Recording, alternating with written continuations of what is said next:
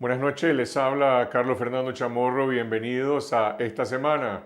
Gracias por sintonizarnos a través de nuestro canal de video en YouTube Confidencial Nica, que ya tiene más de 303,000 suscriptores para seguir derrotando la censura televisiva. Nosotros continuamos demandando la devolución de la redacción de Confidencial, que fue asaltada y ocupada ilegalmente por la policía por segunda vez el pasado 20 de mayo. Exigimos la suspensión del estado policial y la liberación de más de 150 presos políticos, incluyendo los precandidatos presidenciales de la oposición y los líderes políticos y cívicos que fueron secuestrados por órdenes del candidato a la reelección Daniel Ortega para eliminar la competencia política el 7 de noviembre. Exigimos que todos los reos de conciencia que están detenidos por demandar elecciones libres sean puestos en libertad y no sean juzgados bajo las leyes espurias de la dictadura en las cárceles del Chipote, y que se suspenda el golpe de Estado que ha conculcado las libertades democráticas en el país para despejar el camino hacia una verdadera reforma electoral y elecciones libres sin Ortega y sin Murillo. Esta noche hablaremos sobre la tragedia humanitaria que vive Nicaragua al aumentar exponencialmente el número de fallecidos y contagios por la COVID-19 al iniciarse este mes de septiembre. Conversaremos con el médico epidemiólogo Álvaro Ramírez. Le presentaremos una amplia entrevista con el escritor Sergio Ramírez, Premio Cervantes de Literatura y autor de la novela Tongolele no sabía bailar, que ha sido prohibida por la dictadura de Daniel Ortega y Rosario Murillo. Este miércoles, Sergio Ramírez fue acusado por la Fiscalía del régimen por presuntos delitos penales, decretando una orden de captura y de allanamiento en su contra, lo cual ha generado una ola de repudio nacional y mundial por la persecución contra un escritor cuyas únicas armas, como ha declarado, son las palabras. Hablaremos sobre la acusación en su contra, sobre la crisis política nacional agravada por la represión y el cierre de la vía electoral, y también sobre esta novela intrigante que su autor describe como una novela policíaca, una novela negra y picaresca, y también como una novela de traiciones. Tendremos una entrevista con el senador independiente ante el Congreso de México, Emilio Álvarez y Casa, exsecretario ejecutivo de la Comisión Interamericana de Derechos Humanos de la OEA, sobre la crisis política y de derechos humanos de Nicaragua y la política exterior del gobierno del presidente Andrés Manuel López Obrador ante el régimen de Daniel Ortega. Y al final del programa, las noticias satíricas en la última Mirada News. Empezamos con el análisis de las noticias en nuestro informe semanal.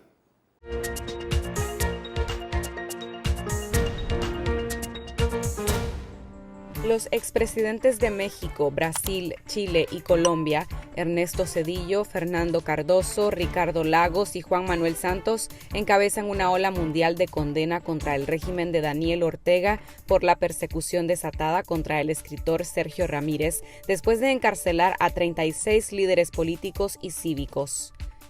Sergio Ramírez, escritor y ex vicepresidente de Nicaragua, fue acusado por la Fiscalía controlada por el régimen de Ortega por conspiración contra la integridad nacional y lavado de dinero. Sin pruebas, el régimen alega que el escritor destinaba dinero para la desestabilización del país, proveniente del programa Medios para Nicaragua de la Fundación Violeta Barrios. Los delitos son los mismos que el régimen imputa a líderes de la oposición, periodistas, empresarios, exdiplomáticos y defensores de derechos humanos encarcelados desde finales de mayo, previo a las elecciones generales de noviembre. La Fiscalía ordenó la detención del Premio Cervantes y el allanamiento de su casa. Ramírez se encuentra fuera de Nicaragua y al salir dijo que no regresaría al país para evitar represalias del gobierno tras ser interrogado por el Ministerio Público. Soy un escritor comprometido con la democracia y con la libertad y no cejaré en este empeño desde donde me encuentre. Mi obra literaria de años es la obra de un hombre libre. Las únicas armas que poseo son las palabras y nunca me impondrán el silencio.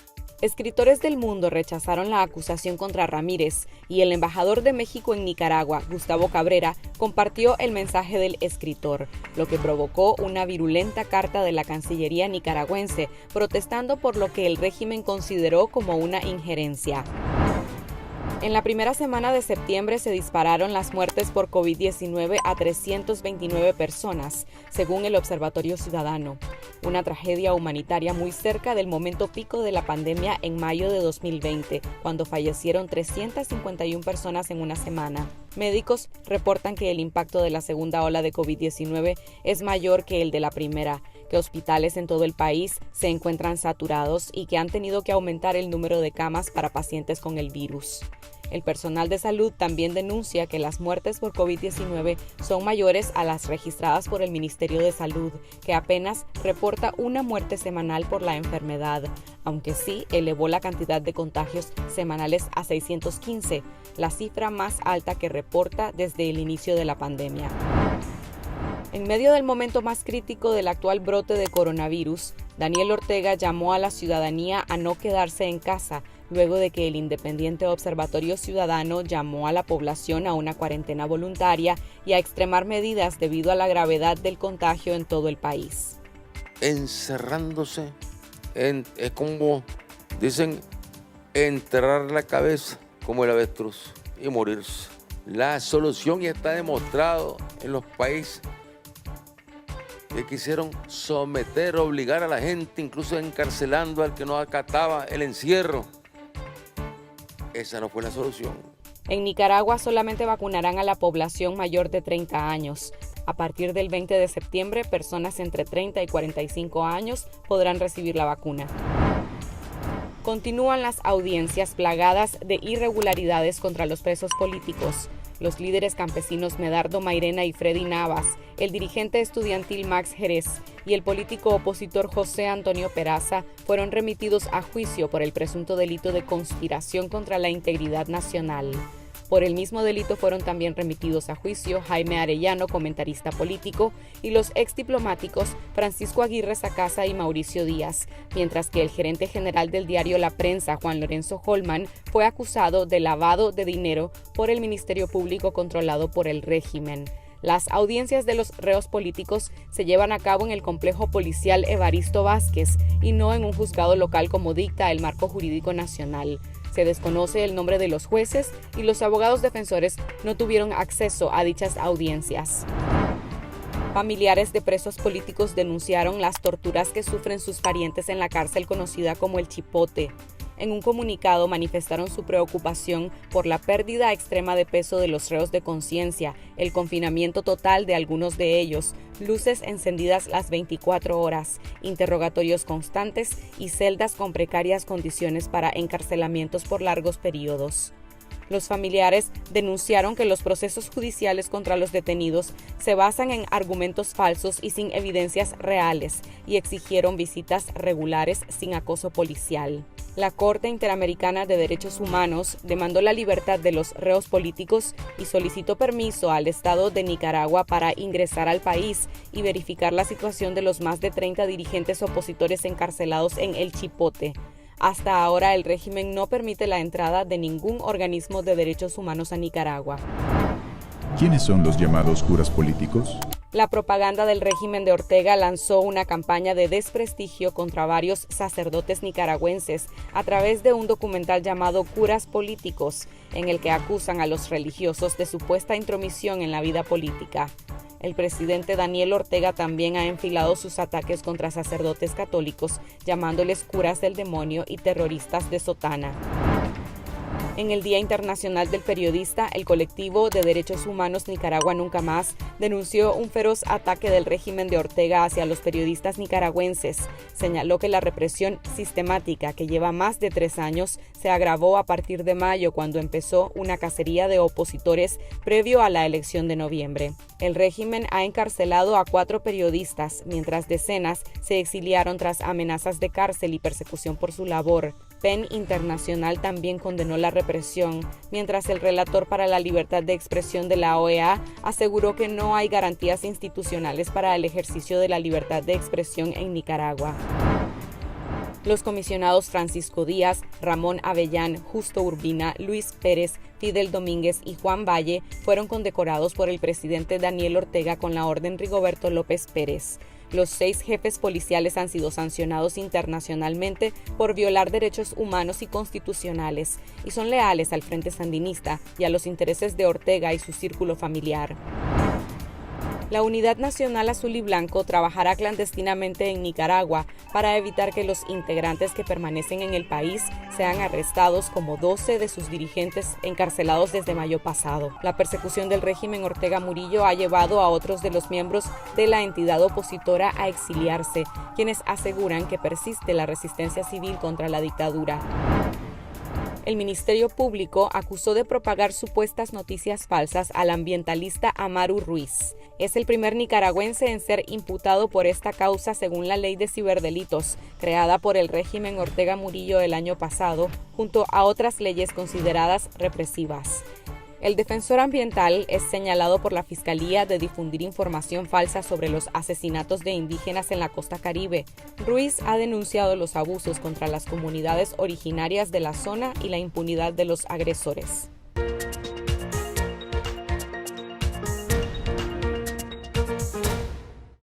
Esas son algunas de las noticias que tuvieron más impacto durante la semana.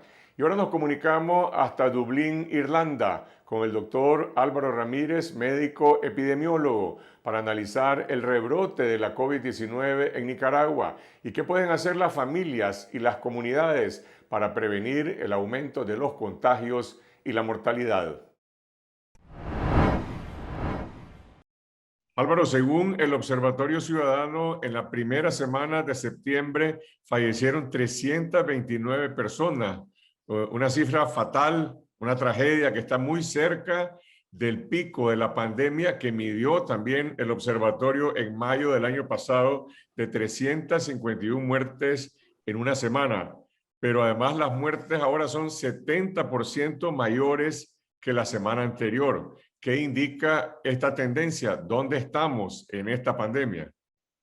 Indica de que ya el número de contagiados ha sido tan alto que generalmente eso va 2 semanas antes que los muertos empiezan a aparecer, porque los muertos empiezan a aparecer cuando ya el caso se ha complicado, está en cuidados intensivos y no responde, que generalmente va en un plazo de 10 días, 2 semanas. Entonces, ¿qué significa esto? Que como la pandemia y el crecimiento exponencial se dio para junio, julio, ya ahora lo que vamos a empezar a ver es el impacto en mortalidad incrementándose en las próximas semanas y vamos a ver como no hay medidas tampoco de controlar las aglomeraciones y de promover la cuarentena, entonces seguramente los contagios, que ahora hay una circulación comunitaria a muy alto nivel en Nicaragua, van a continuar. Y las unidades de cuidado intensivo, pues se sabe por izquierda, derecha, por todos lados, las privadas, los públicos, están llenos a rebalsar. Entonces, vamos a esperar un incremento más significativo en la mortalidad, que era lo que se trataba de evitar desde el año pasado con todos los anuncios que se estaban haciendo y que ahora estamos viendo las consecuencias masivas del impacto de la pandemia, que siempre se subestimó en Nicaragua. Se pensó que iba a ser igual que un catarrito, que una gripe normal y que iba a pasar. Y ahora ya, después de año y medio de circulación del virus y las variantes Delta, que son unas variantes más agresivas, que producen mayores daños en el nivel pulmonar, mayores manifestaciones gastrointestinales, y se sabe que cuando el paciente combina con síntomas gastrointestinales y síntomas respiratorios, la mortalidad es mucho mayor. Entonces, a eso hay que agregarle el riesgo del hongo negro, sobre todo con los pacientes diabéticos que tienden a hacer más complicaciones y que su mortalidad con hongo negro se incrementa. Entonces, la situación del nicaragüense es muy crítica en este momento en todo el país y hay que estar en alerta y hay que hacer un llamado urgente a todos los nicaragüenses, nos quedemos en casa.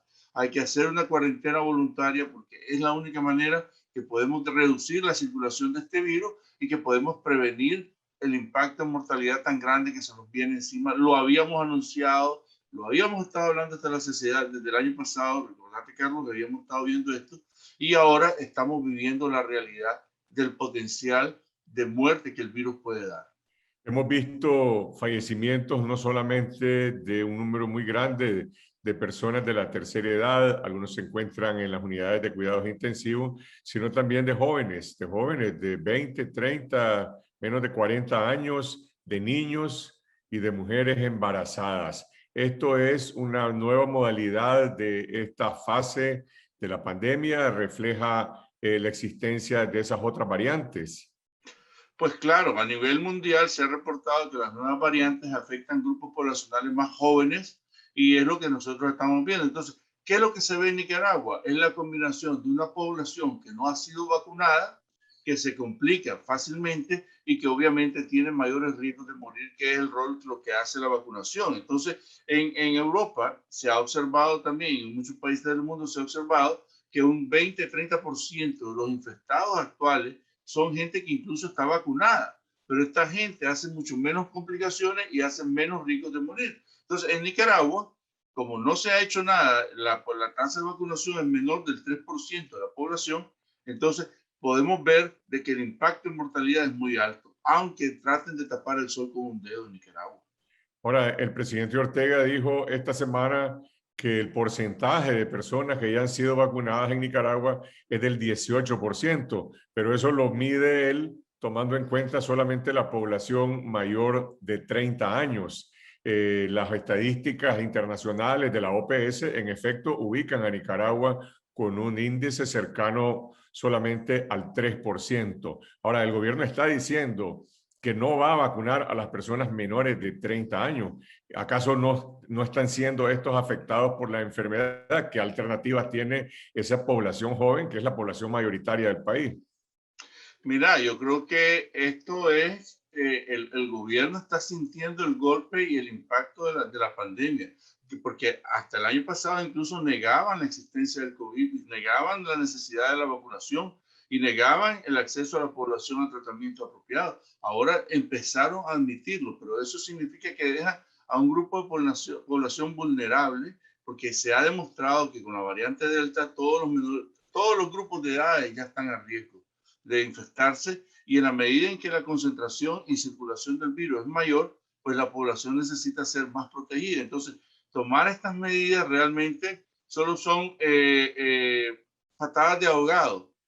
Ya los que vamos a morir en este año, la gente que va a morir en este año, ya están en las listas y realmente están en los hospitales, muchos de ellos, y otros de ellos están en sus casas luchando por su vida, tratando de conseguir oxígeno, tratando de conseguir medicación, para ver si se pueden salvar, pero la realidad del nicaragüense es muy dura tanto en las casas como en los hospitales.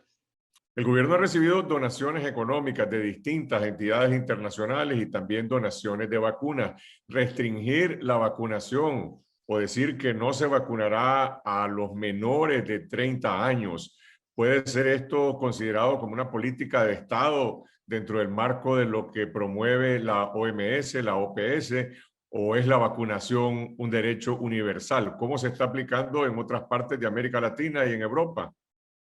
Bueno, la vacunación es un derecho universal y se está aplicando a toda la población. Y, o sea, ya aquí en todos los países ya se ha bajado, incluso para obtener 80-90% de población se ha bajado, incluso a menores de edades ya se están vacunando. Entonces es un derecho universal que se tiene que garantizar. Lo que esto simplemente demuestra es la falta de voluntad política de proteger a la población nicaragüense y las consecuencias de la inoperancia, y no importa cuánto dinero le den al gobierno de Nicaragua, si no tiene la voluntad de salvar y proteger y de declarar la pandemia como un problema de salud pública de interés internacional y de interés nacional. Entonces, no se están cumpliendo con el Reglamento Sanitario Internacional, se están violando flagrantemente todas las especificaciones y recomendaciones del Reglamento Sanitario Internacional y Nicaragua no está cumpliendo y no va a cumplir. Entonces, buscar un artificio numérico para decir de que están logrando mejores metas es simplemente una falsedad política que en este momento la necesitan, pero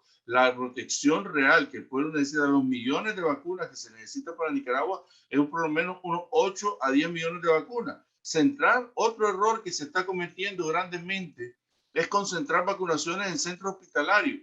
Los centros hospitalarios no tienen nada que ver con la vacunación. Quienes deberían de estar vacunando en Nicaragua son los centros de salud y los puestos de salud. si realmente se tuvieran las dosis necesarias, los millones de dosis necesarias para cubrir este año, alcanzar al menos un 30%, un 60%, estás hablando que se necesitaría unas 3 a 6 millones de dosis y no las tienen. Entonces, no hay forma que esa meta va a ser alcanzada, incluso ni la meta que proponen ahorita van a alcanzarla, porque lo que hay son unos cientos de miles de dosis.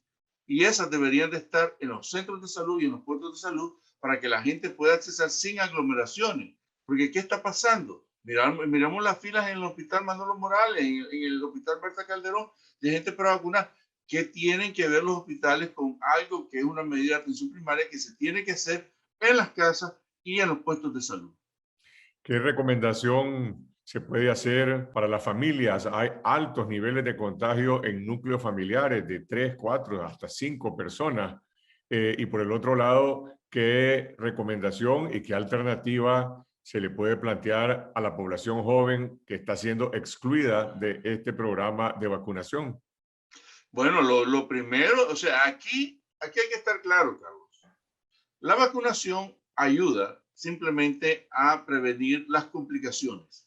Que si te da el COVID, no llegues a cuidados intensivos, y si llegas a cuidados intensivos, no te compliques y te vayas a morir. Entonces, reduce la tasa de mortalidad y la tasa de complicación. Eso es lo que hace la vacunación. Creer que una vez que nos vacunamos ya estamos exentos y que no nos va a dar COVID es falso. Todos estamos a riesgo de COVID, vacunados o no. Incluso yo mismo que sufrí COVID, que ya tengo la vacuna, yo estoy a riesgo de infectarme. Entonces, ¿qué es lo que hay que hacer? Siempre tener tu mascarilla. La prevención es la clave de la transmisión. De prevenir la transmisión es con la mascarilla, con el lavado de manos, con no asistir a las aglomeraciones, a la fiesta. Aquí, fíjate bien que un gran número de los muertos que están saliendo ahorita son de la misma militancia del gobierno, de las mismas alcaldías del gobierno, la gente que anda ahí en las aglomeraciones. Entonces, la mejor manera de hacerlo es no asistir a aglomeraciones, quedarnos en casa, prevenir la infección, porque eso es lo que nos va a salvar. O sea, es lo básico.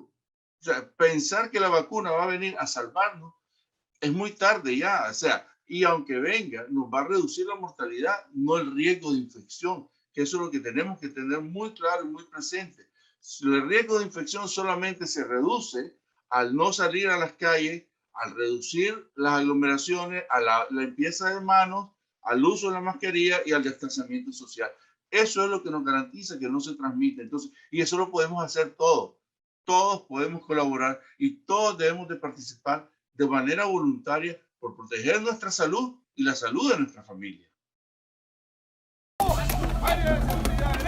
Que no van a confiscar las ideas, no van a confiscar el periodismo nunca. Asaltaron nuestra redacción 2 veces, nos confiscaron de forma ilegal, nos sacaron de la televisión abierta en el canal 12 y en el sistema de cable, y ahora han prohibido la difusión de Confidencial Radio en Radio Corporación.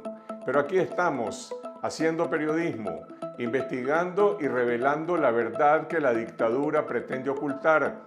Y vamos a seguir contando la verdad en Internet y a través de todas las redes sociales. Estas redes sociales no se pueden censurar. Así que quiero invitarlos a que se suscriban al canal de YouTube de Confidencial, donde les dicen la verdad, donde saben realmente lo que está ocurriendo. Confidencial Nica en YouTube. De esa manera se rompe el muro, el dique, se evitan los zarpazos de la censura. Es la única manera que vamos a poder ganarle a la censura. Tenemos derecho de trabajar, de informar y de ser periodistas. Démonos la oportunidad de darle una mano a quienes tanto lo merecen y tanto lo necesitan para el crucial oficio de decir verdades. Tu respaldo a Confidencial es imprescindible para seguir informando la verdad. Los que no están suscritos, les pedimos que se sumen a esta cruzada para conectarse con la verdad, para terminar con la mentira oficial y para que Nicaragua vuelva a ser república. El próximo jueves en Madrid, España, el escritor Sergio Ramírez presentará su última novela, Tongolele no sabía bailar, la tercera de la saga del inspector Dolores Morales, que ya fue presentada en la Feria del Libro en Guatemala y se encuentra en las librerías en muchas capitales de América Latina. En Nicaragua, sin embargo, la novela se encuentra secuestrada por la Dirección General de Aduanas, mientras el autor está en el exilio, acusado por presuntos delitos penales por la Fiscalía del régimen de Daniel Ortega, que dictó en su contra una orden de detención y allanamiento. Veamos lo que nos dijo Sergio Ramírez en esta entrevista que realizamos en San José, Costa Rica, sobre las acusaciones del régimen en su contra, la reacción nacional e internacional, el agravamiento de la crisis política nacional y la novela prohibida Tongolele no sabía bailar. En la acusación criminal que te hizo la Fiscalía este miércoles te atribuyen por lo menos 5 delitos, desde incitación al odio y la violencia, conspiración, menoscabo de la soberanía y hasta lavado de dinero. ¿De dónde salen tantos delitos? Yo creo que de una imaginación muy pobre, ¿no? O de la mediocridad, porque estos delitos fueron inventados ex profeso para impedir que se realizaran las elecciones y capturar y meter en las mazmorras a candidatos presidenciales, dirigentes políticos. Y seguramente es la primera vez que se está aplicando a alguien por escribir un libro o por escribir libros. Pero los delitos son los mismos, no se diferencian de los que le han aplicado a todos los prisioneros que tienen en el chipote o los que han logrado huir. Muchas de estas figuras inventadas dependen de la Ley de Defensa de la Soberanía Nacional y otras dependen de la Ley de Ciberdelitos y otras dependen de la Ley de Lavado de Dinero, ¿no? Entonces, es una acumulación arbitraria. Me podrían haber acusado de cualquier otra cosa. Yo cuando hice mi declaración recordaba que la Fiscalía de Somoza en 1977 me acusó a mí junto con los miembros del Grupo Los 12 de delitos muy parecidos. Terrorismo, promoción de la violencia, asociación ilícita para delinquir. Entonces yo no encuentro ninguna diferencia entre una acusación y la otra.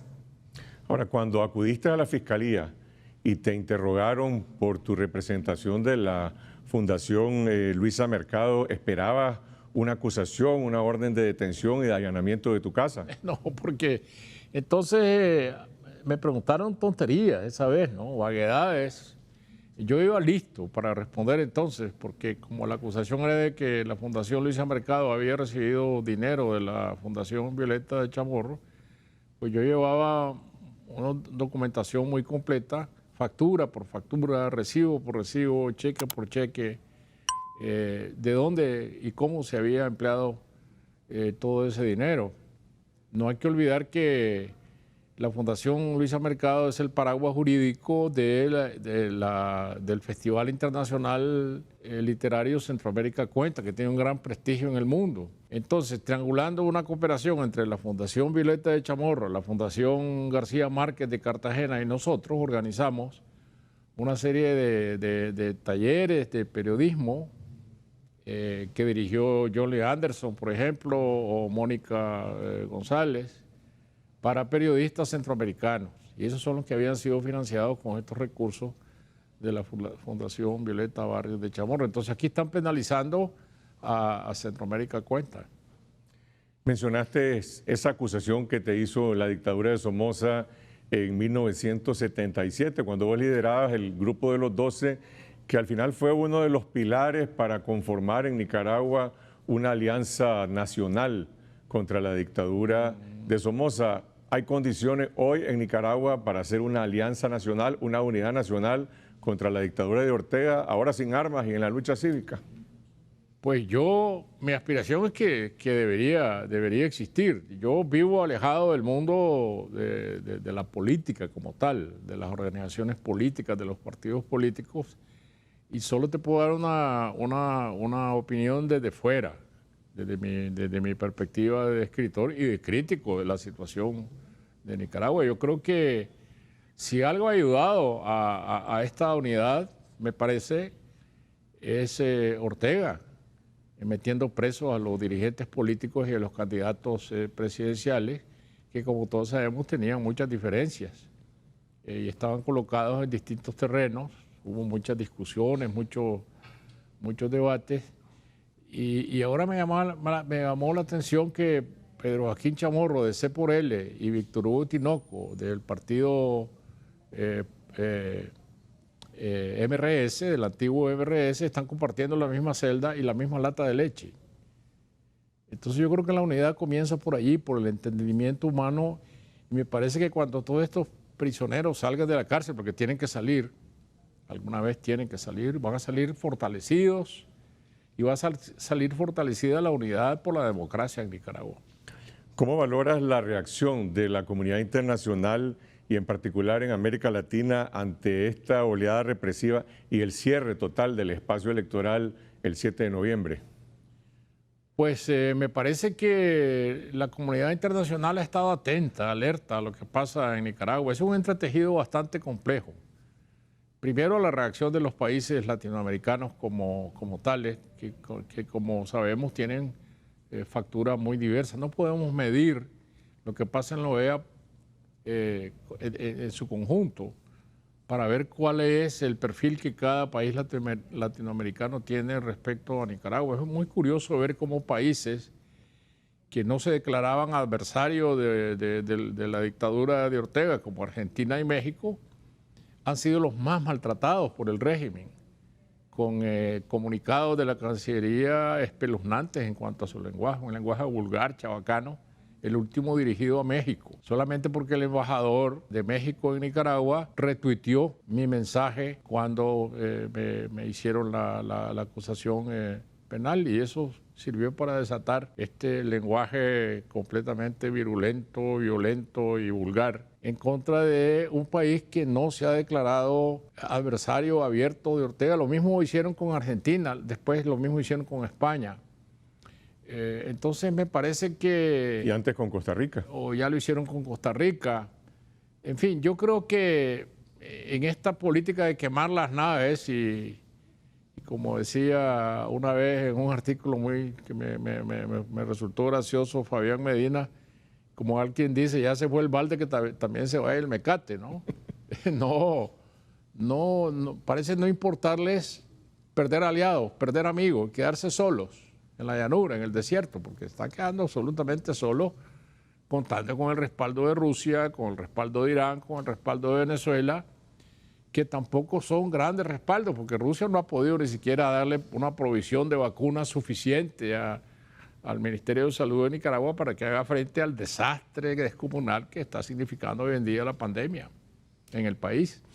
¿Qué podemos esperar el 8 de noviembre o el 10 de enero, cuando Ortega se reelija y tome posesión después de estas votaciones sin competencia política? Esos países que has mencionado, la comunidad internacional reconocerá a ese gobierno después de que no reconocen la legitimidad de estas elecciones. Esa es la gran pregunta. Si no se reconoce la legitimidad de las elecciones, no se puede reconocer la legitimidad del gobierno que resulte de esas elecciones. Yo creo que ya llamar elecciones a lo que va a ocurrir es un error semántico, gramatical. No habrá elecciones en Nicaragua. Lo que habrá es un proceso de violencia institucional que aparta a los candidatos y los manda a la cárcel, que controla las elecciones como si el Consejo Electoral fuera un organismo policíaco, y van a declarar electos a los que ellos quieran, ¿no? Y después van a tomar posesión, y ahí es donde vamos a ver si la comunidad internacional, la Unión Europea, Estados Unidos, América Latina, van a reconocer que este es un gobierno legítimo, o siendo gobierno ilegítimo no tiene por qué ser reconocido. Y la reacción nacional, hoy el país está bajo un estado policial, bajo un estado de terror. Se celebró esta semana el Día del Empresario en silencio, con 3 empresarios presos. Las cámaras empresariales están también bajo esa situación. La Iglesia Católica en una situación también dramática, no solamente por la pandemia, sino también por la campaña de odio que ha lanzado el régimen en su contra. ¿Quién le dará alguna legitimidad a este gobierno? Yo creo que internamente ninguna, pues todo lo que digamos son los símbolos que nosotros hemos conocido de un país abierto, el diario de la prensa confiscado. Es decir, es la verdad, ¿no? Lo han intervenido judicialmente, está cerrado, está tomado, las radios bajo amenaza, los directores de las radios más importantes del país en silencio, a la fuerza o exiliados, los periodistas huyendo. Cada día huye periodistas de Nicaragua, los medios se están haciendo desde fuera. Si no fuera porque existe la tecnología digital, el país estaría totalmente cerrado y en silencio como el Paraguay del doctor Francia. Es decir, un país que el doctor Francia mandó a cerrar para que no se supiera nada de lo que estaba ocurriendo adentro, pero era un país sin tecnología digital. Tenemos esa ventaja. La reacción internacional de los escritores, de tus lectores, de algunos gobiernos y la solidaridad hacia tu persona como escritor, como perseguido, ha sido unánime. Pareciera que esto ha llamado nuevamente la atención de los focos internacionales sobre la crisis de Nicaragua después de esta acumulación de presos políticos. ¿Qué es lo que está en juego en esta persecución contra tu persona? Pues en primer lugar, para mí ha sido abrumadora la reacción y yo la verdad es que tan abrumado me he sentido que yo te puedo contar más de 100 solicitudes de entrevistas que yo no he podido atender. Sí, eso me da a mí, no sé, me hace sentirme muy mal, pero físicamente me ha sido imposible ni siquiera responder a quienes quieren hablar conmigo, y cada día estoy recibiendo manifiestos de condena con firmas de todas partes del mundo, aún en los países que no son de lengua española, como Francia, Italia, Alemania. Y yo lo que siento que si algún beneficio puede tener esta barbaridad es que es Nicaragua la que está de promedio y que es Nicaragua la que está puesta en el centro de la atención mundial hoy en día gracias a este abuso, porque todo el mundo entiende que no es el abuso contra un dirigente político, sino que contra un escritor que está siendo castigado por decir lo que piensa, por elevar su voz y porque escribe libros que no son del agrado de quienes detentan el poder en Nicaragua. Ortega se va a reelegir el 7 de noviembre. ¿Es sostenible su régimen durante 5 años, que será su periodo que le dará su propio Consejo Supremo Electoral? Depende de lo que queramos entender por sostenible. Yo creo que es un país, Nicaragua, que va a funcionar al mínimo. Un país puede funcionar por un tiempo con represión policial, puede, es decir, con controles de quién entra, quién sale del país, con control de los medios de comunicación, el control de las voces, el control del silencio. Un país que no va a tener inversiones extranjeras importantes, por lo tanto los motores de la economía se van a ir desacelerando. Es un país encerrado en sí mismo. Un dictador puede quedarse ahí, pero ¿por cuánto tiempo y para qué? Además, es decir, si la vida social se va a deteriorar cada vez más, si el tejido de la convivencia nacional va a quedar cada vez más dañado, ¿para qué gobernar un país así, no? ¿Para qué erigirse como el dómine absoluto de un país en ruinas?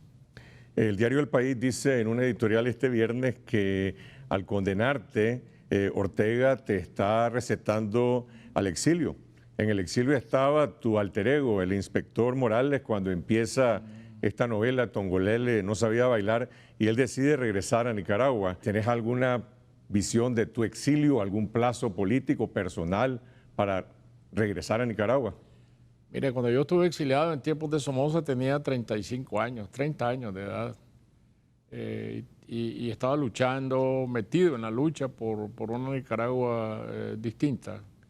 Regresé a Nicaragua bajo esta acusación que me hizo el régimen de Somoza de incitación al terrorismo, de terrorismo, y aún así decidí regresar a enfrentar. A Somoza no se atrevió a meterme a la cárcel. Yo estaba involucrado a fondo en esa lucha porque creía en ella. Hoy no tengo esa edad, yo el año que viene cumplo 80 años, entonces tengo que tomar mi exilio de otra manera. El exilio es muy duro y sobre todo ya cuando el tiempo ha avanzado, la perspectiva de no regresar a Nicaragua es dura para mí. Pero bueno, voy a afrontarla, voy a tratar de rehacer mi vida fuera de Nicaragua mientras no haya un cambio en Nicaragua y sepa que yo no pueda regresar. Tengo mis perspectivas ahora abiertas. Mi intención es la de quedarme en Costa Rica, hacer mi vida de escritor desde aquí, viajar como siempre he viajado por razón de mis libros, de mis compromisos literarios, intelectuales y tratar de reacomodarme. No me queda de otra manera, pero eso sí, sin callarme. Si yo he dejado oír mi voz desde Nicaragua y por supuesto voy a dejar oír mi voz desde fuera. Tu novela Tongolele no sabía bailar se presentará este jueves en Madrid, pero en Nicaragua está secuestrada en la aduana. ¿Por qué? Bueno, esta novela es una novela sobre la vida contemporánea en Nicaragua. Esta novela incluye hechos de abril del 2018, los más, digamos, los más simbólicos para mí. La quema de la fábrica de colchones, el asalto a la iglesia de la Divina Misericordia, los muchachos asesinados por tiros de francotiradores desde el techo del Estadio Nacional de béisbol donado por Taiwán. Y estos hechos no son la novela, pero son parte del escenario de la novela. Y además en la novela está descrito cómo Nicaragua ahora es gobernada por poderes mágicos. Entonces, eso hizo seguramente que la novela fuera prohibida, porque fue retenido el embarque llegado de México por avión en La Habana. El editorial quiso adelantarse con un primer embarque para que la novela estuviera en las librerías, y había otro embarque por terrestre y otro más que iba a llegar aéreo. Seguramente estos últimos embarques ya han sido detenidos, pero la novela fue retenida en la aduana. Y lo más cómico de todo es que le pidieron a la editorial que necesitaban una descripción sucinta de lo que contenía la novela.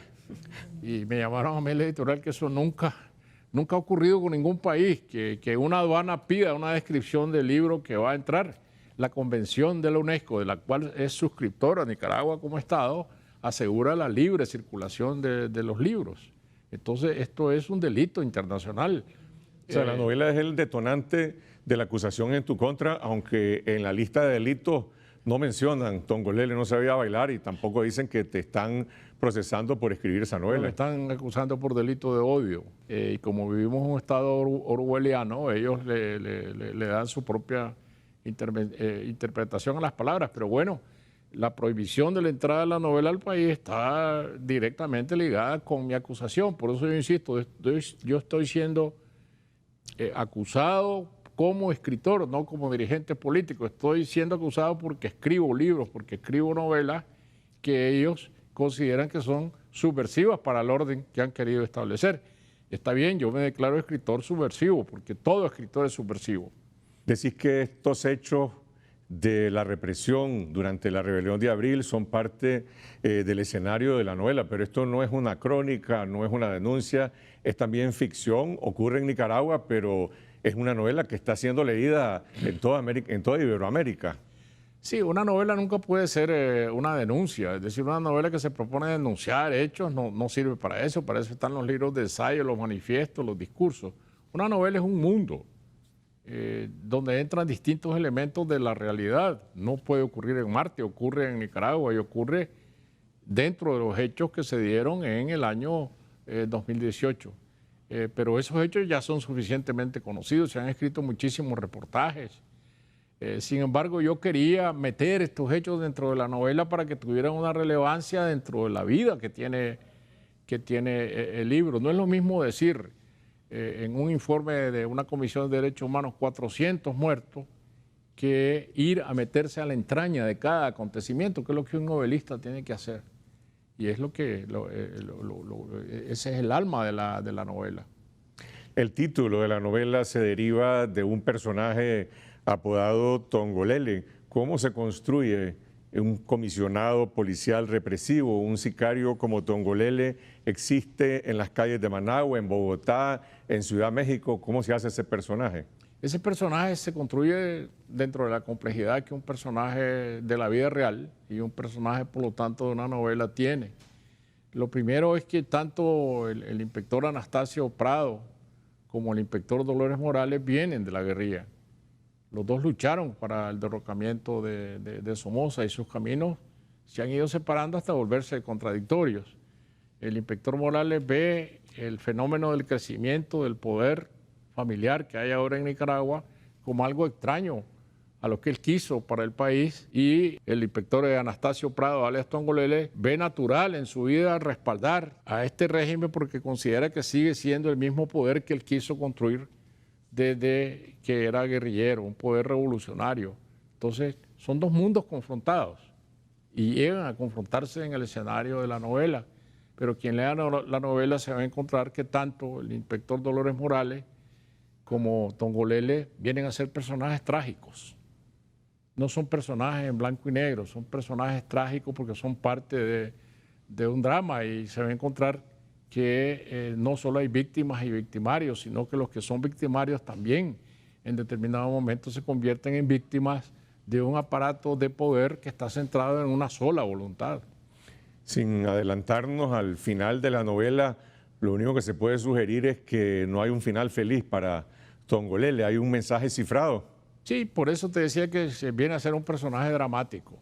Es decir, los personajes dramáticos están compuestos de esa manera y son necesariamente complejos como los personajes de una novela. Yo lo único que le garantizo al lector es que no va a salir desilusionado cuando entra en la lectura de esta novela y se va a sostener con intriga y con interés dentro de las páginas del libro, porque para eso está escrito y de esa manera está escrito. No fue escrito contra Daniel Ortega. Eso no. Quien busque en el libro una diatriba contra Daniel Ortega o contra su esposa, la vicepresidenta, se va a desilusionar. ¿No? Este es un libro sobre una Nicaragua dramática, que la novela dramatiza, pero a la que también matiza con el humor negro de los personajes que buscan poner distancia entre estos hechos dramáticos y sus propias vidas. Y la gente que lee la novela no solamente va a sufrir un poco, pero también se va a reír mucho por ese humor que tienen los personajes, las situaciones que hablan con un gran desparpajo. ¿De dónde nace el humor del novelista para trasladarlo pues a la literatura y a la novela? Cuando vos estás escribiendo esos diálogos entre estos personajes, estás fabricando ese humor. Porque estoy buscando cómo tomar distancia de unos hechos que, ya siendo dramático, yo no quiero dramatizar más. Y es una forma también de no tomar partido con los acontecimientos, porque el gran riesgo que uno tiene cuando habla de acontecimientos muy recientes, que son tan chocantes como los que ocurrieron en el año 2018 en Nicaragua, uno tiene el riesgo de involucrarse y de tomar partido entre los acontecimientos y terminar en eso que te decía antes, en la denuncia. Y una novela no sirve para hacer denuncias. Por lo tanto, yo me revisto a mí, revisto a los personajes de este humor negro, de este desenfado. Le doy mucho énfasis a los diálogos. Los diálogos son el corazón verdadero de la novela. La gente habla con desparpajo, con esta irreverencia que tiene el nicaragüense al hablar en privado, y por lo tanto yo diría que también es una novela picaresca. Es una novela policíaca, es una novela negra, es una novela realista y también es una novela picaresca. Hay diálogos y también hay interrogatorios, como los que seguramente se llevan a cabo contra los prisioneros en el Chipote. Claro, hay distintas piezas de la novela. Unos son diálogos como que fueran de una obra de teatro, otros son diálogos corridos, otros son piezas de interrogatorios judiciales, otras son crónicas. Hay muchas... la trama gira alrededor de estos tweets misteriosos que este personaje de la mascarita está siempre enviando, y el misterio está en descubrir quién está detrás de esos personajes y darnos cuenta que detrás lo que hay es una gran traición. Esta es una novela también de traiciones. Esta es la tercera novela de la historia del inspector Morales, que pasó de ser un guerrillero antisomocista a un comisionado de la policía en la lucha antidroga. En la segunda novela es un inspector ya fuera de la policía, un inspector privado que hace sus propias investigaciones, y ahora es una especie de autoconvocado de la rebelión de abril, ¿no? contra la nueva dictadura. ¿Hay algo de esperanza de este recorrido del inspector Morales después de enterrar los ideales revolucionarios? El inspector Morales en esta tercera novela es ya un hombre viejo, cada vez le molesta más la prótesis en la pierna que perdió en combate en Rivas 40 años atrás en el Frente Sur. Sufre mucho por la enfermedad de su amante y cuando él está en Honduras, donde ha sido expulsado por órdenes de Tongolele, su adversario, y decide regresar, él decide regresar porque le avisan que su amante ha empeorado su cáncer, ha empeorado su enfermedad, y esto es lo que lo mueve a volver clandestino al país, y al volver clandestino se encuentra con lo que está ocurriendo en Nicaragua. Lo primero que él ve al amanecer, en el escondite donde está camino a Dipilto Viejo, ya del lado de Nicaragua, son estos árboles de la vida que están instalando sobre un cerro, que es el nuevo símbolo del país. Y en la novela es el símbolo contra el cual la gente se alza, porque en la realidad la gente se alzó por las pensiones de los ancianos. Pero yo preferí que el alzamiento fuera debido a la invasión de estos árboles de la vida en el paisaje del país. Por eso está secuestrada la novela en la aduana. Por una razón o porque tuvo una lectura policíaca, más que una lectura de un lector sensible, ¿no? ¿El inspector Morales tiene vida como personaje de tu literatura después de Tongolele? Sí tendrá, obviamente, pero no sé qué va a pasar porque no sé qué va a pasar con la historia de Nicaragua contemporánea. Y tendremos que averiguar qué es lo primero, lo que nos dicen los hechos, qué nos lo dice la historia, para que una nueva novela se pueda montar sobre esos acontecimientos. Una novela es una emanación de la realidad, un reflejo de la realidad. Como te decía antes, una novela no ocurre en Marte, ocurre en este país nuestro que se llama Nicaragua, con sus propios relieves, con su propia geografía, con su propia gente y con su propia historia. Como es una novela que toma acontecimientos tan recientes y esta es una historia abierta, no sabemos cómo se va a resolver, pues el inspector Morales tendrá que esperar a la historia para seguir adelante con su propia historia. Y mientras esta novela es rescatada de la aduana para que pueda llegar a las librerías en Nicaragua, ¿pueden los nicaragüenses adquirirla en Amazon o algún otro formato digital? Sí, está en formato digital, en Amazon y en otras plataformas. Yo sé que mucha gente la ha bajado ya en el formato digital. Yo creo que el mayor favor que puede recibir un libro es prohibirlo. Y entonces Tongolele no sabía bailar, agradece esta prohibición, porque va a haber mucha curiosidad y mucha intriga de gente que a lo mejor no pensaba leer el libro por saber qué dice este libro como para haber sido prohibido. Y seguramente la van a leer gente de todos los campos, la van a leer también. Pero también. si el gran premio de un escritor es multiplicar su número de lectores. Y esta oportunidad le doy las gracias a la pareja presidencial en Nicaragua por habérmela abierto. Eso es lo que dice el escritor Sergio Ramírez. Continuamos con el senador mexicano Emilio Álvarez y Casa y la política exterior de México hacia Nicaragua en la crisis nacional. Si desean recibir todos los días información verificada con las alertas noticiosas de Confidencial, les invitamos a suscribirse de forma gratuita al número de WhatsApp 8577-1820. Y ahora nos comunicamos en Ciudad México con el senador independiente ante el Congreso de México, Emilio Álvarez y Casa, exsecretario ejecutivo de la Comisión Interamericana de Derechos Humanos de la OEA. Le preguntamos sobre la crisis de derechos humanos de Nicaragua y la política exterior del gobierno del presidente Andrés Manuel López Obrador ante el régimen de Daniel Ortega. Y esto fue lo que nos dijo. Senador, ¿cuál es su valoración sobre la crisis de derechos humanos que estalló en Nicaragua con la matanza de abril 2018 y ahora se agrava como crisis política con el encarcelamiento de todos los líderes y precandidatos de la oposición a 2 meses de las elecciones del 7 de noviembre? Pues un fuerte abrazo, Carlos Fernando, y por tu conducto a quienes nos miren en Nicaragua, la muy, muy querida Nicaragua y fuera de ella. porque infelizmente ahora hay una parte de Nicaragua muy importante fuera de Nicaragua. Y lo primero que te debo decir es que Nicaragua duele. Nicaragua duele mucho porque en el horizonte de la generación latinoamericana, en los 70, fines de los 70, 80, era una inspiración en el continente. Yo crecí con muchos otros en la universidad y en mis juventudes con Nicaragua, nicaragüita, ¿no? Y crecimos con una esperanza de un país que enfrentaba a la dictadura, de un pueblo que se levantaba y hacía campañas contra la ignorancia y por la alfabetización y brazo a brazo. Lejos, muy lejos está esa Nicaragua.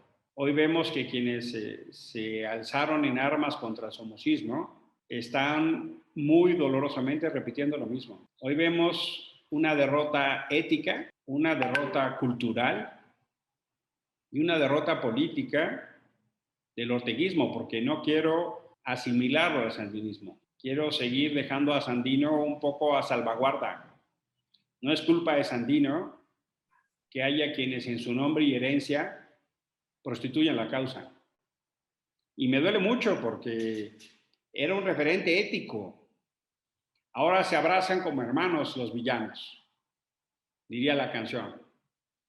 Y el extremo es cuando empiezan a reprimir salvajemente y a violar derechos humanos sin límite. Bajo una demagogia muy peligrosa, queriendo emular los tiempos de la contra y queriendo emular y repetir una narrativa como si estuviéramos en el tiempo aquel de la revolución sandinista amenazada por Estados Unidos y por la contrarrevolución. Hoy la contrarrevolución la encabeza Daniel Ortega y me duele mucho decirlo. Las violaciones tan graves y masivas a los derechos humanos que se han dado no es otra cosa más que una contrarrevolución.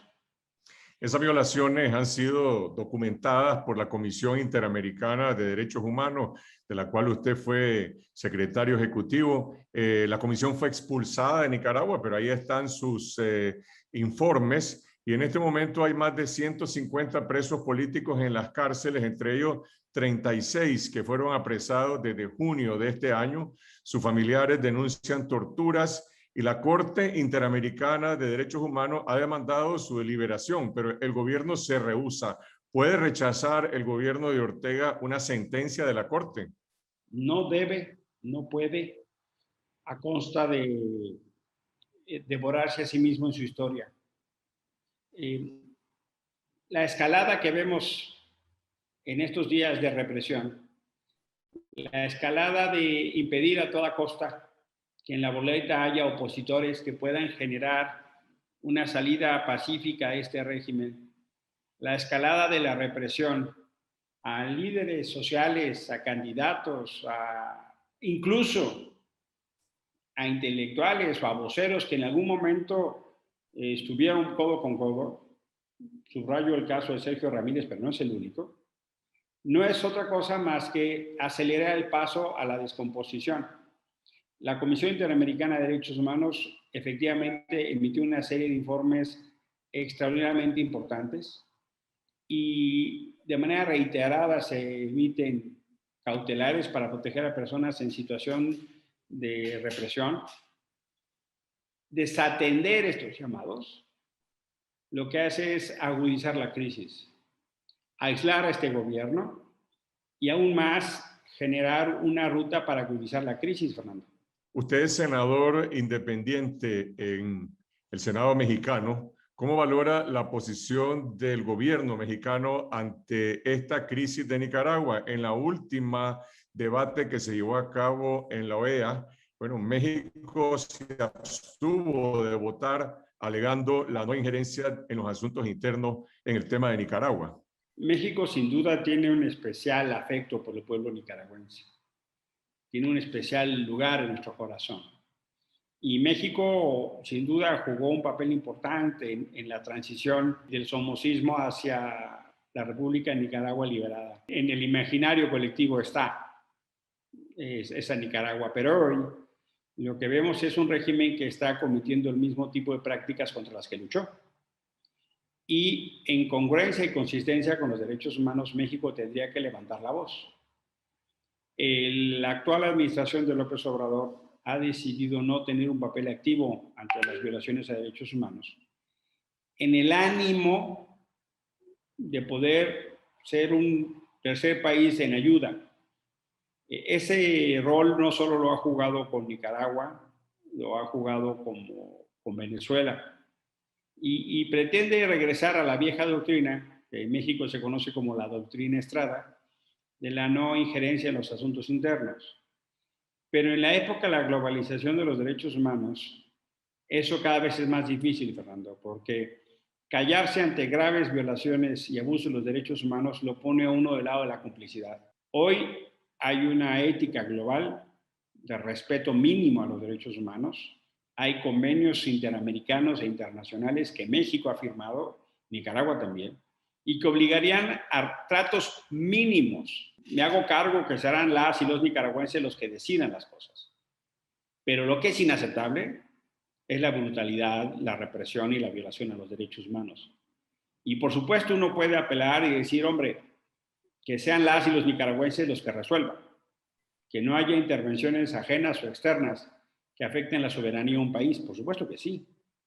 Pero ahí donde haya una grave violación a los derechos humanos, ahí donde haya represión, yo pienso que es hoy, siglo XXI, obligado a levantar la voz. A mí me pesa que el gobierno mexicano calle ante esas situaciones tan graves. Bueno, la posición de México que compartió con Argentina fue lamentar las violaciones a los derechos humanos, pero en cuanto a la crisis política, abogaron porque las instituciones democráticas nicaragüenses buscaran una solución interna. Pero en Nicaragua las instituciones democráticas fueron demolidas y ahora también se está cerrando, o ya se cerró, la vía electoral el 7 de noviembre. Es decir, ¿cómo puede sustentarse esa apelación que han hecho los gobiernos de México y Argentina? La vía democrática no está funcionando, no porque no sea válida, sino porque el gobierno ha optado por impedir las reglas del juego. No respeta a la oposición, no respeta a los candidatos, acude a la represión, acude a lo peor de los regímenes autoritarios. El régimen de Ortega quiere tener el camino libre y limpio en la boleta y con eso pretende legitimarse. Eso es lo que hacen los gobiernos autoritarios, eso es lo que hacen los gobiernos totalitarios, eso es lo que el camino que pavimenta, perdón que yo lo diga así porque duele decirlo, pero hacia una dictadura basada en la corrupción y en la mentira. Duele mucho, Fernando, expresarse en esos términos, pero es que es así. Y yo sí quisiera un México más activo para levantar la voz porque están cancelando la vía democrática. Y me gustaría que el gobierno tuviera la misma voz para reprobar las violaciones a los derechos humanos, pero también lo que estamos viendo es que por la vía de los hechos están inhabilitando los derechos políticos de la oposición. Eso también son derechos humanos. Este jueves, el gobierno de Ortega, a través de la Cancillería, lanzó un ataque virulento en contra del embajador de México en Managua, porque este retuiteó el mensaje que difundió el escritor Sergio Ramírez, rechazando las acusaciones criminales en su contra. Y la Cancillería de Nicaragua calificó al embajador y al gobierno de México de injerencista y de lacayo de los yanquis. ¿Qué reacción se puede esperar del gobierno de México? A la hora que usted y yo estamos conversando, no hay una reacción de la Cancillería. Pero yo creo que sería muy importante la gestión de los buenos oficios en aquellas cosas de las llamadas entre cancilleres, y segunda, la expresión pública para rechazar estas acusaciones. Si el gobierno de México, que tuvo la posición que tuvo con Argentina en la OEA, es señalado en esos términos, pues ¿qué podemos esperar? O sea, que el gobierno nicaragüense esté atacando como está atacando a Sergio Ramírez y quiere responder un poco al régimen más rancio y totalitario, como si estuviera en los peores momentos de la Guerra Fría, no es más que otro indicador de su descomposición y de su desconexión con la realidad. Ya para que se peleen con el gobierno de México, ya para que se peleen con el gobierno de México, pues lo único que indica es que siguen abonando en el aislamiento. México jugó como su aliado y ahora se pelean con el gobierno mexicano. Bueno, ¿qué le sigue? Algunos diplomáticos mexicanos han justificado la posición del gobierno de López Obrador y el canciller Ebrard de abstenerse en la OEA, alegando que tienen diferencias con el secretario general de la OEA, Luis Almagro, y que mientras tengan esas diferencias políticas no van a apoyar una resolución o algo que promueva Almagro. Estas diferencias políticas entre un gobierno y el secretario general de la OEA están por encima de la política exterior de México o del tema de los derechos humanos. Así parece, pero no es más que confundir la gimnasia con la magnesia. Que tengan diferencias con Almagro, pues es muy entendible. No será ni la primera ni la última vez que haya diferencias con un secretario general de la OEA o de la ONU, de cualquier relator o cualquier instancia. Pero eso poco tiene que ver con las resoluciones que los estados libres y soberanos pueden construir. México podría liderar una resolución perfectamente. México podría jugar al liderazgo en la región como lo jugó en otros momentos, como lo jugó en los acuerdos de paz de El Salvador, como lo jugó en el proceso de paz de Guatemala, como lo jugó en los acuerdos de Contadora, del Grupo Contadora. Es decir, el gobierno mexicano tendría la condición y la capacidad para jugar un liderazgo a favor de la estabilidad en la región, de la paz, de la democracia y los derechos humanos. Lo que vemos hoy es un gobierno echado para atrás que tiene miedo de un liderazgo. Eso es lo que estamos viendo. Si lo que se requiere y urge es un México decidido y comprometido en la región para luchar contra la violencia, la pobreza y las violaciones a los derechos humanos. Hoy la región está en llamas porque tenemos gobiernos absolutamente represivos y porque tenemos fuga masiva de personas de distintos países de la región. Y entonces, en lugar de estar conteniendo a los migrantes a mancanazos, tendría que estar interviniendo políticamente para que la región no estuviera incendiada. Vamos, uno se pregunta, ¿dónde carajo está el liderazgo del gobierno mexicano para la región? Es muy sorprendente que se refugien en pretextos burocráticos de la Cancillería. Perdóneme que se lo diga así, pero es que es muy desesperante. Uno se pregunta, ¿dónde está la capacidad, el liderazgo de México? Totalmente perdido, totalmente perdido. Y ahora hasta los que pretende defender o ser aliado pasivo lo regañan. Pues bueno, uno dice, queda mal con todos. Este es un tema que está en debate en el Congreso mexicano. ¿Cuál es el trasfondo de esto? ¿Es una cuestión de posiciones ideológicas de quienes se inclinan hacia la izquierda o la derecha o pesan más los valores de democracia, derechos humanos? Mire, yo creo claramente que México está sacrificando posiciones congruentes en materia de democracia, de derechos humanos y construcción de la paz. Y tenemos un gobierno y un presidente que entiende poco de política exterior, un presidente que no se caracterizó por viajar y no se caracteriza por viajar. Le gusta que lo visitan, pero no sale de su entorno. Es un presidente que no está decidido a jugar un rol de liderazgo en la región. Es un presidente, me refiero a México, autorreferenciado, ¿no? Y eso pesa y afecta mucho. Sí tiene un coqueteo con gobiernos como los de Ortega. Sí tiene un coqueteo con gobiernos como los de Maduro, con Evo o con algunos otros. Pretende recuperar un poquillo esa legitimidad que tuvo en algún momento el México que tenía una construcción de liderazgo en toda la región. Poco lo ha logrado.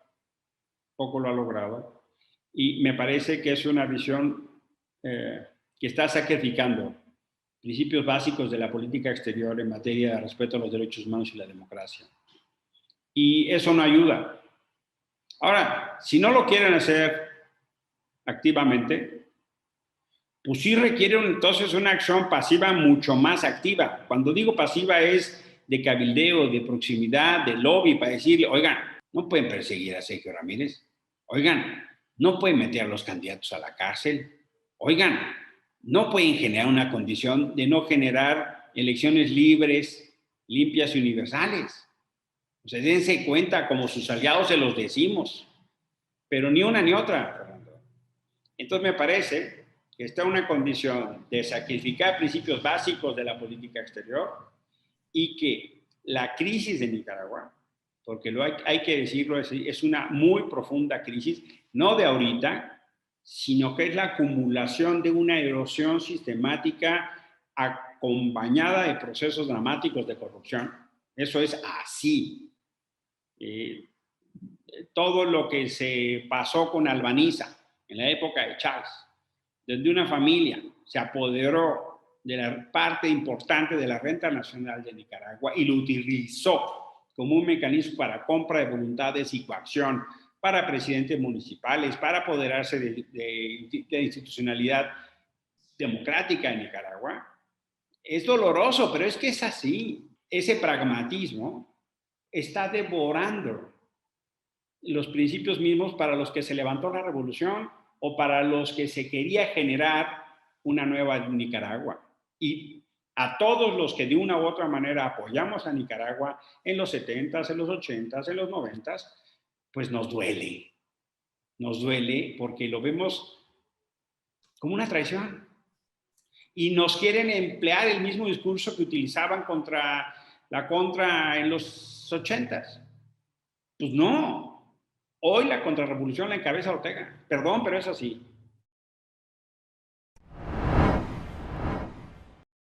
Y ahora vamos a las noticias satíricas que no alcanzaron en el informe semanal en la última Mirada News.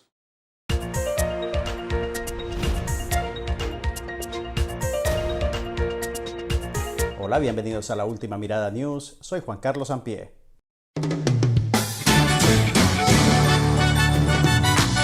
¿Se acuerdan cuando criticábamos al gobernante ausente porque se desaparecía por semanas enteras? Pues ahora estoy súper arrepentido, porque parece que nos escuchó. Y ahora sale casi todos los días de la semana en cadena nacional de radio y televisión. El martes, Ortega salió de su cueva en El Carmen para ensalzar el aniversario de la Dirección de Operaciones Especiales de la Policía Nacional.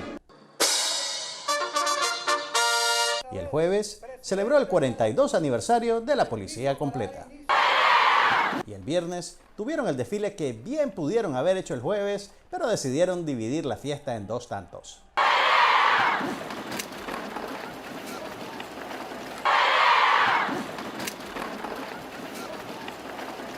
Hizo exactamente lo mismo la semana pasada con el aniversario del Ejército. Una de dos. O quiere multiplicar sus apariciones en tiempo de campaña electoral, o ya no puede participar en actividades públicas de más de 2 horas de duración porque le flaquea la atención. Un día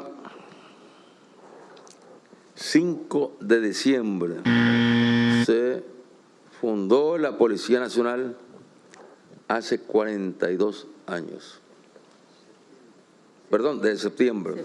Fueron 2 pasos que se dieron el 5 de diciembre en homenaje a un joven. Septiembre. Perdón, estoy con diciembre, septiembre. Ya estás navideño. Septiembre. Bueno, es que me parece, cuando estoy mencionando estas fechas, me parece que como son fechas de orgullo, de alegría, bueno, se me cruza diciembre, se me cruzan los festejos de diciembre. Sí, seguro que es eso. En reconocimiento a Ayac se escogió esa fecha, 5 de diciembre. De septiembre. Eran 2 fechas que tenían que caminar juntas. Pero Daniel Ortega no es el único miembro de la familia que brilla en las tarimas. Camila Ortega Murillo regresó de unas merecidas vacaciones para cumplir su deber con la patria. Acuerdo presidencial número 160-2021 del presidente de la República de Nicaragua, comandante Daniel Ortega Saavedra. considerando que el director general de la Policía Nacional, primer comisionado Francisco Javier Díaz Madrid, mediante disposición número 008-2020. ¿Para qué invertir en un pisapapeles si tenés una marimba de chavalos que necesitan oficio? Y en ese espíritu, llegamos a su sección favorita. Buenas noches. Qué honor estar aquí. La hora del chingaste con la compañera Rosario. Agradecemos a Dios por la justicia, por la paz, por el bien común. Porque aquí trabajamos por el bien común. Todo lo que hacemos, lo hacemos sabiendo que es un mandato del Príncipe de la Paz y el Cariño, de Cristo Jesús, que nos manda precisamente a trabajar por el bien de todos. A ustedes les da risa, pero esa sostenida de paraguas se la pagaron adelantada con un canal de televisión.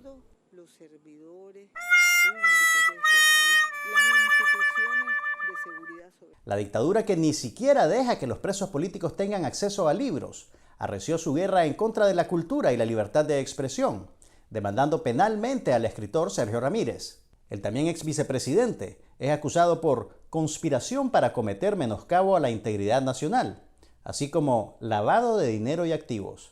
Rica ironía, considerando que Daniel Ortega le sirvió Nicaragua en bandeja al empresario chino Wang Jing y se apropió de $5.000 millones de cooperación venezolana. La acusación se presenta mientras se desarrolla una nueva edición del Festival Literario Centroamérica Cuenta, donde el autor presenta su nueva novela, Tongolele no sabía bailar, que se desarrolla durante la represión del 2018. ¿Saben? No está bien que solamente destaquemos a los talentos de un bando. Sí, es cierto, Sergio Ramírez se ganó el premio Cervantes, pero la compañera Rosario liberó a las letras mayúsculas de la tiranía de la primera inicial de cada oración. Tiene el promedio más alto de arrobas por número de palabras en todo el mundo. Erradicó los signos de interrogación y admiración de apertura para que el español se parezca más al inglés. Inventa palabras como amor a Nicaragua y nuestra América caribeña. ¿Dónde están los premios para la compañera Rosario? ¿Ah? ¿Dónde? Ah, sí. Están en la casa de Sergio Ramírez. Ya pronto los recupera. Es maña vieja. En conmemoración de las actividades del Bicentenario, el Instituto Nicaragüense de Fomento Municipal INIFOM anunció que este próximo sábado 11 de septiembre se realizará el Festival Gastronómico Sabores de mi Patria en la ciudad de Granada. No sé si es el mejor momento para hacer un festival gastronómico, considerando cuánta gente ha perdido el sentido del gusto y el olfato. Como Instituto Nicaragüense de Turismo estamos desarrollando un sinnúmero de actividades, ¿verdad? Con toda la responsabilidad que tenemos que estar realizando, tomando en cuenta, mejor dicho, durante todas estas actividades y vamos a dárselas a conocer. Ah, sí, toda responsabilidad. Es curioso que lo diga Ana Carolina, porque lo responsable sería que no promovieran innumerables actividades y dejaran que la gente se resguarde en casa, porque no sé si lo sabes, pero hay una pandemia. Y Nicaragua está peor que en el 2020. Según el Observatorio Ciudadano del COVID-19, en la semana del 2 al 8 de septiembre se reportan 1.865 nuevos casos sospechosos, un incremento del 61% con respecto a la semana pasada. Y además, se registran 329 nuevos fallecimientos sospechosos, representando un 72% más que la semana pasada. Pero claro. Bueno, este acto, este evento, lo estamos realizando en medio de lo que se ha llamado una pandemia y tienden ya a clasificar como epidemia, es decir, la endemia. Creo que el comandante no sabe la diferencia entre epidemia, pandemia y endemia, pero no crea que están confundidos o que simplemente son ineptos. La dictadura ha tomado una decisión consciente de promover el contagio y ocultar el verdadero impacto de la pandemia, para no destruir la fantasía de buen gobierno que le venden a su base. Después de que la OPS pusiera en evidencia la criminal lentitud del proceso de vacunación, con solo el 3% de la población vacunada para el mes de agosto, Ortega se apresuró a presentar sus propios números. Al día de hoy se han vacunado 520.000 523.557 personas. 523.557 personas. Esto corresponde al 18.6% de la población que está programada a ser vacunada partiendo de los 30 años hacia arriba. Y ahora, con muy poco disimulo, se echa para atrás en una promesa que tiene consecuencias de vida o muerte. En enero de este año, el MINSA anunció que planeaban inmunizar a 3.731.900 personas, es decir, el 55% de la población. En abril, elevaron el porcentaje a 69%, gracias a un préstamo de $100 millones del BESIE. Ahora los menores de 30 años, el segmento más grande de la población, queda excluido de los planes de vacunación. Así que si sos un joven de la JS o UNEN que sueña con sacrificarse por el comandante y la compañera, pues tu sueño tiene más probabilidades de convertirse en realidad y toda tu generación está en peligro. Pero claro. Tiempos de victoria en medio de la pandemia. Para finalizar, el mundo se estremece ante la noticia de un sacerdote que renunció a sus votos por haberse enamorado de una escritora erótico-satánica. Nicaragua, que es tu pueblo, te canta con alegría. No puede ser. ¿El padre Slaquit renunció a ser cura por amor a la compañera Rosario? No fue Slaquit. Fue un obispo en España. Mal pensados. Exigimos la liberación de los más de 150 presos políticos, secuestrados y sometidos a torturas por el régimen de Daniel Ortega y Rosario Murillo. Buenas noches. Así llegamos al final de esta semana. Nuevamente, gracias a toda nuestra audiencia por su solidaridad. Gracias a todos los medios radiales, televisivos y digitales que se enlazan con nuestra señal. Y si aún no lo han hecho, suscríbanse a nuestro canal de video en YouTube Confidencial Nica. Necesitamos más apoyo de nuestras audiencias para derrotar la censura en Nicaragua, en Costa Rica, en Estados Unidos y Canadá, en España, en Europa y América Latina. Ya somos 303.000 suscriptores en YouTube y les agradecemos profundamente por su apoyo y su confianza. Pero a los que no están suscritos, les pedimos que se sumen a esta cruzada para estar conectados con la verdad, para que mañana tengamos 400.000 y 500.000 suscriptores. Síganos en Twitter a lo largo de la semana. Y si desean recibir todos los días información verificada con las alertas noticiosas de Confidencial, los invito a suscribirse de forma gratuita al número de WhatsApp 8577-1820. Regresamos el próximo domingo en esta semana, siempre a las 8 de la noche. Buenas noches.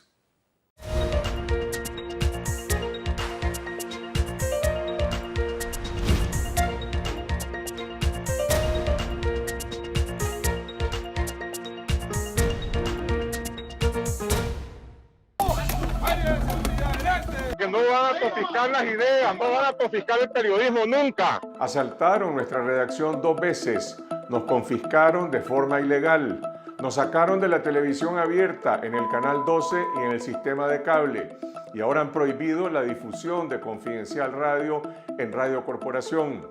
Pero aquí estamos, haciendo periodismo, investigando y revelando la verdad que la dictadura pretende ocultar. Y vamos a seguir contando la verdad en Internet y a través de todas las redes sociales. Estas redes sociales no se pueden censurar. Así que quiero invitarlos a que se suscriban al canal de YouTube de Confidencial, donde les dicen la verdad, donde saben realmente lo que está ocurriendo. Confidencial Nica en YouTube. De esa manera se rompe el muro, el dique, se evitan los zarpazos de la censura. Es la única manera que vamos a poder ganarle a la censura. Tenemos derecho de trabajar, de informar y de ser periodistas. Démonos la oportunidad de darle una mano a quienes tanto lo merecen y tanto lo necesitan para el crucial oficio de decir verdades. Tu respaldo a Confidencial es imprescindible para seguir informando la verdad. Los que no están suscritos, Les pedimos que se sumen a esta cruzada para conectarse con la verdad, para terminar con la mentira oficial y para que Nicaragua vuelva a ser república.